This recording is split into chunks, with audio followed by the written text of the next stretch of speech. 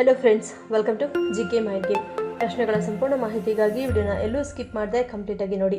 ಇವತ್ತಿನ ಪ್ರಶ್ನೆಗಳಲ್ಲಿ ಮೊದಲನೇ ಪ್ರಶ್ನೆ, ಆಗಾಗ ನಮ್ಮ ಅಂಗೈಗಳನ್ನು ಉಜ್ಜುವುದರಿಂದಾಗುವ ಪ್ರಯೋಜನವೇನು? ಆಪ್ಷನ್ಸ್: ಎ ಧನಾತ್ಮಕ ಭಾವನೆ, ಬಿ ಶಾಖ ಉತ್ಪತ್ತಿ, ಸಿ ಶಾಂತ ಮನಸ್ಸು, ಡಿ ಮೇಲಿನ ಎಲ್ಲವೂ.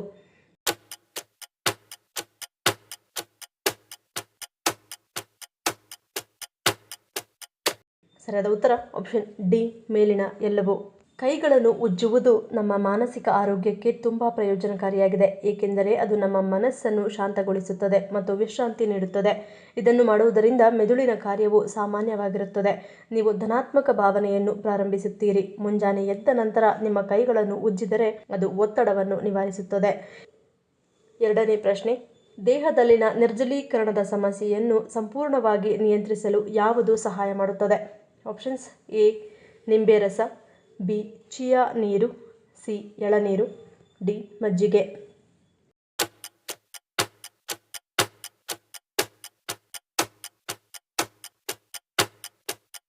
ಸರಿಯಾದ ಉತ್ತರ ಆಪ್ಷನ್ ಡಿ ಮಜ್ಜಿಗೆ. ಮಜ್ಜಿಗೆ ಕುಡಿಯುವುದರಿಂದ ದೇಹದಲ್ಲಿನ ನಿರ್ಜಲೀಕರಣದ ಸಮಸ್ಯೆಯನ್ನು ಸಂಪೂರ್ಣವಾಗಿ ನಿಯಂತ್ರಿಸಬಹುದು. ಬೇಸಿಗೆಯಲ್ಲಿ ಅಥವಾ ಬಿಸಿಲು ಹೆಚ್ಚಿರುವಾಗ ತಂಪಾಗಿಸುವ ಗುಣ ಹೊಂದಿರುವ ಮಜ್ಜಿಗೆಯನ್ನು ಎಲ್ಲ ದಿನಗಳಲ್ಲಿಯೂ ಸೇವಿಸುವುದು ಬಹಳ ಉತ್ತಮ. ಮಜ್ಜಿಗೆಯಲ್ಲಿರುವ ಪೊಟ್ಯಾಷಿಯಂ ಮತ್ತು ಸೋಡಿಯಂನಂತಹ ಎಲೆಕ್ಟ್ರೋಲೈಟ್ಗಳು ದೇಹದಲ್ಲಿ ಸರಿಯಾದ ದ್ರವ ಸಮತೋಲನವನ್ನು ಕಾಪಾಡಿಕೊಳ್ಳಲು ಸಹಾಯ ಮಾಡುತ್ತವೆ. ವಿಶೇಷವಾಗಿ ತುಂಬ ಬಾಯಾರಿಕೆಯಾದಾಗ ಮಜ್ಜಿಗೆ ಕುಡಿಯುವುದು ಉತ್ತಮ. ಮೂರನೇ ಪ್ರಶ್ನೆ, ಹಸಿ ಮೊಟ್ಟೆಯನ್ನು ಸೇವಿಸುವುದರಿಂದಾಗುವ ಪರಿಣಾಮವೇನು? ಆಪ್ಷನ್ಸ್: ಎ ಸ್ನಾಯುಬಲ, ಬಿ ಶಕ್ತಿ ಹೆಚ್ಚಳ, ಸಿ ಅಡ್ಡ ಪರಿಣಾಮ, ಡಿ ಬುದ್ಧಿ ಚುರುಕು.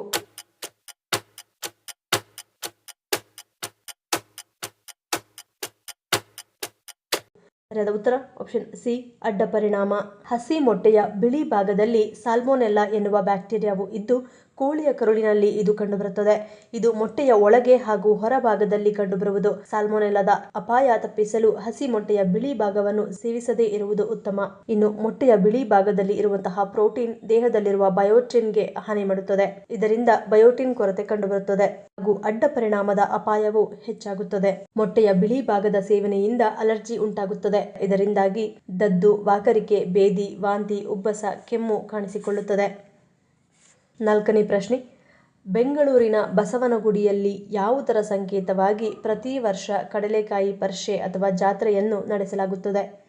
ಆಪ್ಷನ್ಸ್: ಎ ರೈತರಿಗೆ ಲಾಭ ತರುವ ಉದ್ದೇಶ, ಬಿ ನಂದಿಗೆ ಸುಂಕ, ಸಿ ಪ್ರಾಚೀನ ಪರಂಪರೆ, ಡಿ ದೇವಾಲಯದ ನಿಯಮ.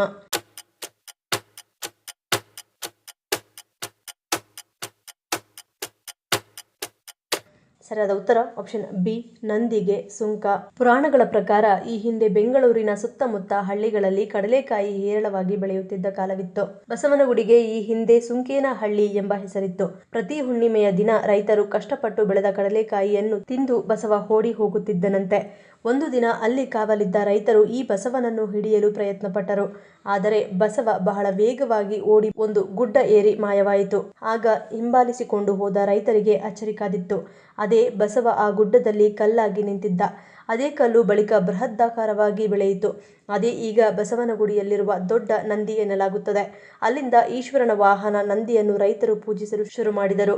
ತಾವು ಮಾಡಿದ ತಪ್ಪಿಗಾಗಿ ಕಡಲೆಕಾಯಿಯನ್ನೇ ಸುಂಕವಾಗಿ ಕೊಡಲು ಶುರು ಮಾಡಿದರು. ಅದೇ ಮುಂದೆ ಕಡಲೆಕಾಯಿ ಪರಿಷೆಯಾಯಿತು. ಐದನೇ ಪ್ರಶ್ನೆ, ಭಾರತದ ಯಾವ ರಾಜ್ಯವನ್ನು ಸಹ್ಯಾದ್ರಿ ಬೆಟ್ಟಗಳ ರಾಣಿ ಎಂದು ಕರೆಯಲಾಗುತ್ತದೆ? Options: A Karnataka, B Tamil Nadu, C Kerala, D Maharashtra.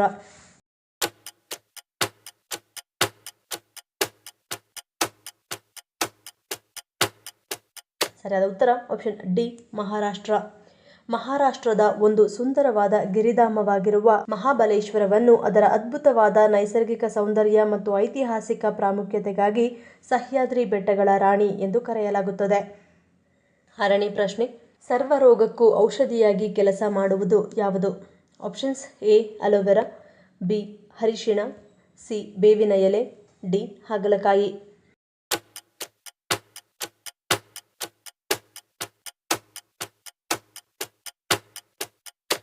ಸರಿಯಾದ ಉತ್ತರ ಆಪ್ಷನ್ ಸಿ ಬೇವಿನ ಎಲೆ. ಆಯುರ್ವೇದದ ಪ್ರಕಾರ ಬೇವಿನ ಎಲೆಗಳು ನಮ್ಮ ಒಟ್ಟಾರೆ ಆರೋಗ್ಯಕ್ಕೆ ತುಂಬಾ ಪ್ರಯೋಜನಕಾರಿ. ನಿಮ್ಮ ರೋಗ ನಿರೋಧಕ ಶಕ್ತಿಯನ್ನು ಬಲಪಡಿಸಲು ಬಯಸಿದರೆ ಆಹಾರದಲ್ಲಿ ಬೇವಿನ ಎಲೆಗಳನ್ನು ಸೇರಿಸಿಕೊಳ್ಳುವುದು ಉತ್ತಮ. ಬೇವಿನ ಎಲೆಗಳನ್ನು ನಿಯಮಿತವಾಗಿ ಜಗಿಯುವುದರಿಂದ ನೀವು ಮತ್ತೆ ಮತ್ತೆ ಅನಾರೋಗ್ಯದಿಂದ ನಿಮ್ಮನ್ನು ರಕ್ಷಿಸಿಕೊಳ್ಳಬಹುದು. ಬೇವಿನ ಎಲೆಗಳು ನಿಮ್ಮ ದೇಹವನ್ನು ನಿರ್ವಿಷಗೊಳಿಸಲು ಪರಿಣಾಮಕಾರಿ. 7ನೇ ಪ್ರಶ್ನೆ, ಕೆಲವರಿಗೆ ಸಣ್ಣ ಪುಟ್ಟ ಕಾರಣಗಳಿಗೆ ಪಾದಗಳು ಊದಿಕೊಳ್ಳಲು ಕಾರಣವೇನು? ಆಪ್ಷನ್ಸ್ ಎ ರಕ್ತನಾಳ ಸೋರಿಕೆ, ಬಿ ಥೈರಾಯ್ಡ್ ಸಮಸ್ಯೆ, ಸಿ ಬೊಜ್ಜು, ಡಿ ಮೇಲಿನ ಎಲ್ಲವೂ.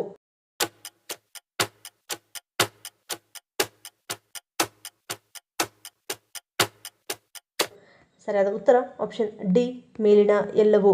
ಕೆಲವು ವಿವಿಧ ಔಷಧಿಗಳು ಅಂದರೆ ಕೆಲವು ರೀತಿಯ ಬಿಪಿ ಮಾತ್ರೆಗಳು ಮತ್ತು ನೋವು ನಿವಾರಕಗಳ ಬಳಕೆಯಿಂದಾಗಿ ಕಾಲುಗಳ ಊತವು ಸಂಭವಿಸಬಹುದು.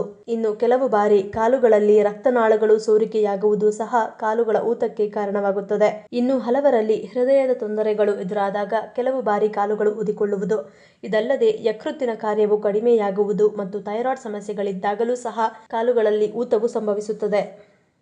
8ನೇ ಪ್ರಶ್ನೆ, ಮನೆಯ ಬಾತ್ರೂಮ್ನಲ್ಲಿ ಯಾವ ಒಂದು ವಸ್ತು ಇಡುವುದರಿಂದ ಮನೆಯ ಸುಖ ಸಂಪತ್ತು ವೃದ್ಧಿಯಾಗುತ್ತದೆ? ಆಪ್ಷನ್ಸ್ ಎ ಲವಂಗ, ಬಿ ಸಾಸಿವೆ, ಸಿ ಕಪ್ಪು ಏಲಕ್ಕಿ, ಡಿ ಕಲ್ಲು ಉಪ್ಪು.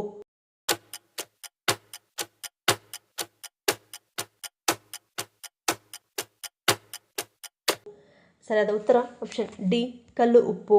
ಮನೆಯ ಸ್ನಾನಗೃಹದಲ್ಲಿ ಕಲ್ಲುಪ್ಪು ಇಡುವುದರಿಂದ ಯಾವುದೇ ರೀತಿಯ ವಾಸ್ತುದೋಷ ನಿವಾರಣೆಯಾಗುತ್ತದೆ. ಮನೆಯ ಸ್ನಾನಗೃಹದಲ್ಲಿ ಪಾರದರ್ಶಕ ಗಾಜಿನ ಬಾಟಲಿನಲ್ಲಿ ಉಪ್ಪು ಹಾಕಿ ಇಡುವುದರಿಂದ ಅಂತಹ ಮನೆಯಲ್ಲಿ ಎಂದಿಗೂ ಹಣಕ್ಕೆ ಕೊರತೆಯಾಗುವುದಿಲ್ಲ. ಸುಖ ಸಂತೋಷದ ಜೊತೆಗೆ ಹಣವು ಉಕ್ಕಿ ಹರಿಯುತ್ತದೆ ಎಂದು ಹೇಳಲಾಗುತ್ತದೆ. ಬಾತ್ರೂಮ್ನಲ್ಲಿ ಉಪ್ಪು ಇಡುವುದರಿಂದ ಮನೆಯಲ್ಲಿರುವ ಋಣಾತ್ಮಕ ಶಕ್ತಿಗಳು ದೂರವಾಗಿ ಧನಾತ್ಮಕತೆ ತುಂಬುತ್ತದೆ. ಇನ್ನು ಮುಖ್ಯವಾಗಿ ಈ ಉಪ್ಪನ್ನು ಪ್ರತಿ 2 ವಾರಗಳಿಗೊಮ್ಮೆ ಬದಲಾಯಿಸುವುದರಿಂದ ಅಂತಹ ಮನೆಯಲ್ಲಿ ಸುಖ ಶಾಂತಿ ನೆಲೆಸಿ ಮನೆಯವರ ಆರೋಗ್ಯವು ಉತ್ತಮವಾಗಿರುತ್ತದೆ. 9ನೇ ಪ್ರಶ್ನೆ, 5 ವರ್ಷದೊಳಗಿನ ಮಕ್ಕಳಿಗೆ ತಪ್ಪಿಯೂ ಯಾವ ಆಹಾರವನ್ನು ಕೊಡಬಾರದು? ಆಪ್ಷನ್ಸ್ ಎ ಸಕ್ಕರೆ, ಬಿ ಮೈದಾ ಪದಾರ್ಥ, ಸಿ ಕರಿದ ಆಹಾರ, ಡಿ ಮಾಂಸ.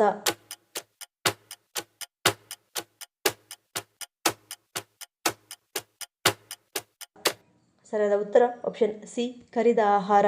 ಕರಿದ ಪದಾರ್ಥಗಳನ್ನು ಆಚೆಯಿಂದ ತಂದು ಮಕ್ಕಳಿಗೆ ನೀಡುವಾಗ ಬಹಳ ಎಚ್ಚರಿಕೆಯನ್ನು ವಹಿಸಬೇಕು.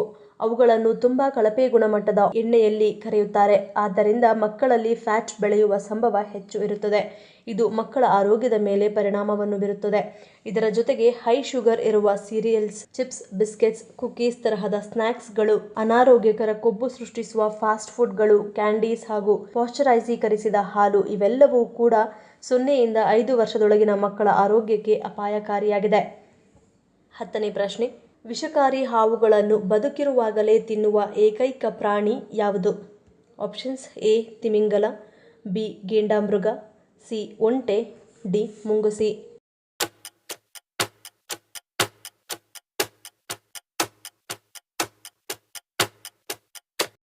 ಸರಿಯಾದ ಉತ್ತರ ಆಪ್ಷನ್ ಸಿ ಒಂಟೆ.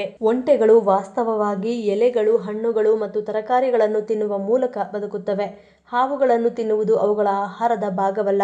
ಆದರೆ ಕೆಲವು ವಿಶೇಷ ಸಂದರ್ಭಗಳಲ್ಲಿ ಒಂಟೆಗಳಿಗೆ ಹಾವುಗಳನ್ನು ತಿನ್ನಿಸಲಾಗುತ್ತದೆ. ಒಂಟೆಗೆ ರೋಗ ತಗುಲಿದಾಗ ಅವುಗಳಿಗೆ ಹಾವುಗಳನ್ನು ಆಹಾರವಾಗಿ ನೀಡಲಾಗುತ್ತದೆ. ಈ ರೋಗದ ಹೆಸರು ಹಿಯಾಮ್. ಈ ರೋಗ ಬಂದಾಗ ಒಂಟೆಗಳು ನೀರು ಅಥವಾ ಇತರ ಆಹಾರವನ್ನು ತಿನ್ನುವುದನ್ನು ನಿಲ್ಲಿಸುತ್ತವೆ. ಪಶ್ಚಿಮ ಏಷ್ಯಾದ ದೇಶಗಳಲ್ಲಿ ಹೈಮ್ ಕಾಯಿಲೆಯಿಂದ ಬಳಲುತ್ತಿರುವ ಒಂಟೆಗಳಿಗೆ ಹಾವುಗಳನ್ನು ತಿನ್ನಿಸಿದರೆ ರೋಗವು ವಾಸಿಯಾಗುತ್ತದೆ ಎಂದು ನಂಬಲಾಗಿದೆ. ಒಂಟೆಯ ಬಾಯಿಯನ್ನು ತೆರೆದು ಅದರೊಳಗೆ ಹಾವನ್ನು ಬಲವಂತವಾಗಿ ಇಟ್ಟು ನೀರನ್ನು ಸುರಿಯಲಾಗುತ್ತದೆ. ಹಾವು ತಿನ್ನುವುದರಿಂದ ಅದರ ವಿಷವು ಒಂಟೆಯ ದೇಹಕ್ಕೆ ಹರಡುತ್ತದೆ. ವಿಷದ ಪ್ರಭಾವ ಕಡಿಮೆಯಾದ ನಂತರ ಒಂಟೆ ಚೇತರಿಸಿಕೊಳ್ಳುತ್ತದೆ ಎನ್ನುವುದು ಅಲ್ಲಿರುವವರ ನಂಬಿಕೆಯಾಗಿದೆ. ಈ ಪ್ರಶ್ನೆಗಳಲ್ಲಿ ನೀವು ಎಷ್ಟು ಪ್ರಶ್ನೆಗಳಿಗೆ ಸರಿ ಉತ್ತರವನ್ನು ಕೊಟ್ಟರೆ ಅನ್ನೋದನ್ನು ಕಮೆಂಟ್ ಮಾಡಿ ತಿಳಿಸಿ. ಈ ವಿಡಿಯೋ ನಿಮ್ಗೆ ಇಷ್ಟ ಆಗಿದ್ರೆ ಮರೀದೆ ಲೈಕ್ ಮಾಡಿ, ಶೇರ್ ಮಾಡಿ, ಸಬ್ಸ್ಕ್ರೈಬ್ ಮಾಡಿ. ನನ್ನ ಚಾನಲ್ನ ಇನ್ನೂ ಸಬ್ಸ್ಕ್ರೈಬ್ ಮಾಡಿದೆ ಹಾಗೆ ವಿಡಿಯೋಸ್ ನೋಡ್ತಿದ್ರೆ ಪ್ಲೀಸ್ ಸಬ್ಸ್ಕ್ರೈಬ್ ಮಾಡಿ, ಸಪೋರ್ಟ್ ಮಾಡಿ.